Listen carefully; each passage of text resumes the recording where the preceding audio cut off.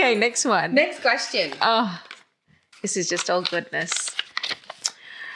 Ooh, related. Top 3 things to support our peak mental health. Okay. Number 1, sleep. Sleep. We need to sleep because that is when our brain gets rid of all of the toxins from the day that have built up. It's when we refresh our resources that we need to regulate our emotions. It's also when we consolidate memories, when we process emotions. So when we are sleeping, we think about the things that have happened during our day. And, when we're in REM sleep and we're dreaming, we're given images, we're given, scenarios. And this is our brain's way of processing things that have gone on and deciding whether they're important or not.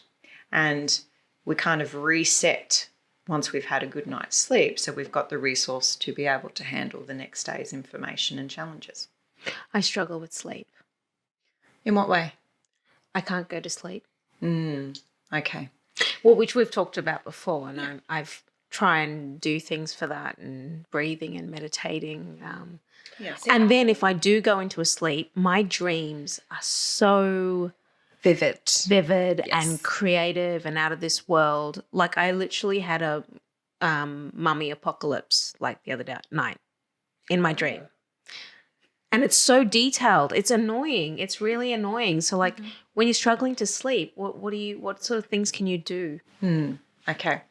So the first thing is that we need to get off our devices. Oh, okay. And there explains your issue. Okay. So there's a Miss, I'm going to go to the bathroom and email some people at 2 a.m. Pretty much. No. Yeah, I really have that problem. Yeah. Our brain manages our circadian rhythms, which is what helps us to go to sleep and wake up based on light. And so light then determines the production of melatonin by our pineal gland, which is in our brain, and melatonin helps us go to sleep.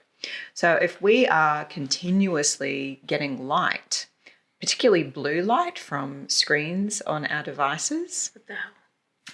our brain goes, oh, it's still light. Yeah. It's not time to go to sleep yet. I literally So say we'll that out loud stay too. up. Like I'm so excited to stay up all night. I fit more in. It's terrible. Wow. This is really bad. Well, Anyway, first of all, you need to make the decision that you want to go to sleep. I do want to go to sleep because you've told me how important it is for peak mental health. Yes. Okay. And that's the only reason you want to go to sleep. What else Pauline. do you do? Jeez. Can I say I'm the opposite of this? I absolutely love my sleep. It's like my favorite part of the day. Going to bed is my favorite part of the day. I used to really struggle getting out of bed in the morning, not so much now. But I sleep for 10, I can sleep for 10 hours and that's my optimum sleep time. So I need a lot of sleep. I also can go to sleep. I can just go into bed and say, go to sleep, and I will go to sleep. Like straight away. Straight away. I have no issues going to sleep. Wow. If I've got a lot on my brain or I'm doing a lot, and this is usually a little signal to me that I'm going too far, I wake up at about 4 a.m. with boom, idea. Yeah. I remember the thing that I've been thinking about, and I have a notepad by my bed. I'll start writing it down. I wrote a blog post the other morning in my head for about over an hour from between 4 and 5. In the end, I thought I'm getting up. I then wrote the blog post. But I'd slept from 9 o'clock till 4 a.m. completely. So it was okay. That's fine. But I love sleep. And I know the damage to, I just can't do anything. I can see it. It's hard for me to get out of the cycle. Getting out of the cycle, which is why when I go on holidays, I don't have adventure holidays. So I go to play dead on the beach. Yeah. And then I literally do nothing. Yeah. And then I sleep. Yeah. And routines around sleep are usually very strong. So changing your routine and making the decision that you want to go to sleep are number one and two. You have to be willing to make some changes around your sleep habits. Turn your phone off at about 7 o'clock, 8 o'clock at night. Just get rid of it. Just give me anxiety. Get rid of the phone. I'm feeling the heat in my legs now. So the next thing is that you need to decrease your physiological arousal. So that means we do relaxing activities. We get our body into a state of calm. So you could do meditation or yoga, reading, quiet, listening to music. Epsom salt bath. Epsom salt bath. I hate baths. Oh. And I can't sit in there. Valium, just whatever. Find something. not Valium. Not Valium. She's like, she doesn't need any. No chemical substances. No, I just need to sleep. I need to turn off my device and I need to exactly make a conscious decision that sleep is valuable. Yeah. So and actually magnesium accept can really that. help as well. Magnesium, high dose of magnesium, which is why I say Epsom salt baths. It really does relax your muscles. It feels so good to do magnesium's that. fantastic. Yes. And the last thing is to reduce the light. So use dimmer switches, have lamps instead of overhead fluorescent lights. And your bed should be for sleeping and sex. Love it. If you're not doing either of those two things, get out. I better sleep.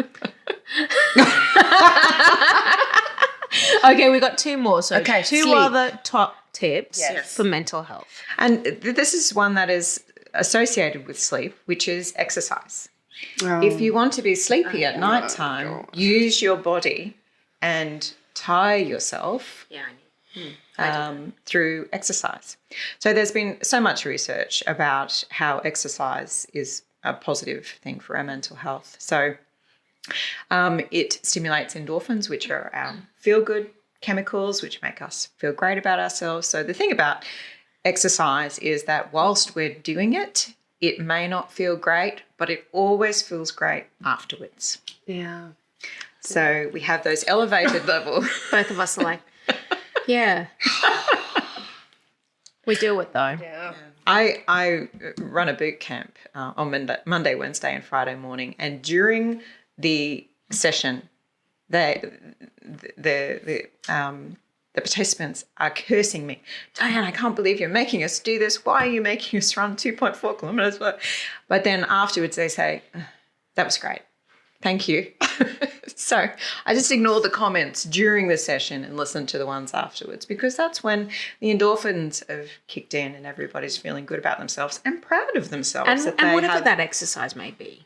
Whatever Whether it it's is, that, yeah. whether it's doing the yoga, the mindfulness, whatever, right? Yeah, that's right. It's actually physiologically moving your body. Yeah. And also there has been a strong correlation between exercise and staving off dementia, Alzheimer's disease.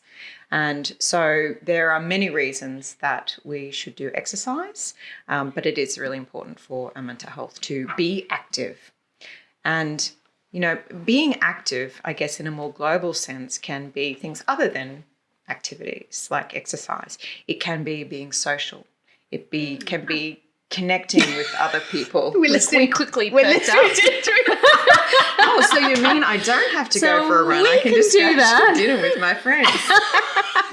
Is that straight away? Let's do that. Is that the hack here? Oh, God. Okay, moving on. Moving on from the exercise. The third tip. So sleep, exercise, and Connection. Connection. So We've got lots of that. yeah. That's good. We are social animals. We are wired for connection. And when we are by ourselves, and I'm not saying that you should never spend any time by yourself. Being by yourself is important because that's when we have that self-reflective time, that self-awareness time and that processing time. It's when we're mindful. It's when we can meditate and do all Put of a those face mask wonderful on. things. replenish. Yeah. Yeah, hair mask. Bath. But at the end of the day, human beings exist within a system. And we are influenced by that system. And part of that system is about interacting with others.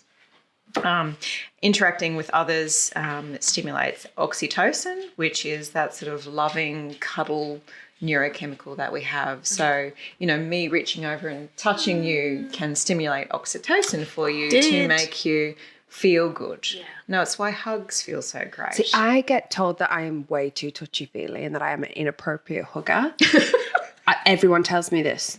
But from now on, I'm just going to be like, whatever, I need some oxytocin. And I'm going to give you some too. Yeah. Take that. Yeah. So, respecting people's boundaries would just be something to keep in mind. Fine. So, some people have very small requirements for personal space. Other people have really wide requirements for personal space. Yeah. So, you'll get a sense for people. I just go straight in for the hug. I do that too. Straight in for the hug. Though our family, everyone hugs and kisses. You got to hug and kiss.